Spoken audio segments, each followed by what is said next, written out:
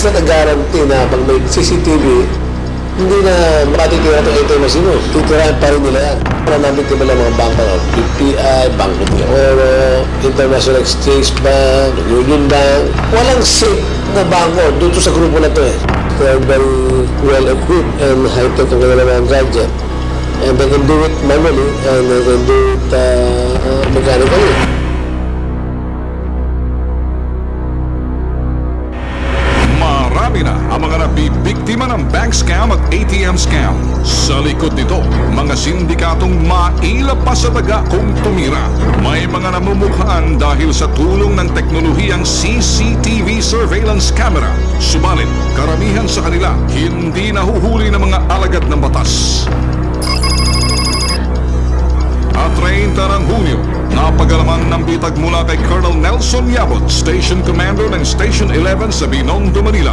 Dalawang leader ng sindikato ng ATM theft gang ang kanilang nahuli. Ilang tao sa kanila na ruler gang, they design a metal that would really fit dun sa cash gate ng ATM machine. Papasok sila sa isang ATM machine na ano yung akala mo nag-withdraw o nagtatransact.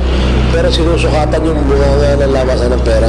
Yung color, yung design, yung haba, everything. Itong grupo to is very well organized. Merong sumusukat sa butas ng ATM machine. Merong gumagawa nito sa bahay nila at nilalagyan ng pantikit. At iba yung actual na pumiplay sa ATM machine. Target daw ng ruler gang, mga bangkong kulang sa seguridad at hindi mahigpit pagdating sa mga taong labas-masok sa kanilang establishmento. They're the one who will pick the ATM machine saan nila bibirahin. Pipili sila ng mga lugar na hindi halatado, bago-bago lugar. Common factor na kanilang pinipili is yung walang guardia yung ATM machine. Madali nila na isasagawa yung pagkakabit ng device sa loob ng ATM machine. They're very well equipped and high-tech ang kanilang mga gadget. And they can do it manually and mechanically. Dito, nagawang makausap ng bitag ng dalawang leader ng ruler gang.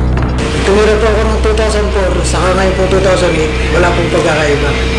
Kasi po, maluwag po yung bangko eh. Madalas po namin itira, BPI, kasi po, madalas walang bantay. Ito, saka po ito, saka ito, isang alam po yan, magkatulad lang. Marami din po kasing gumagawa nito eh. Wala po kami. Ginaya lang po namin. Ipinakita nila sa bitag kung paano ang matagumpay nilang pagnanakaw sa mga ATM. Nilalagay po namin sa ATM. Pagkalagay po namin, naghihintay po kami ng nagwi-withdraw.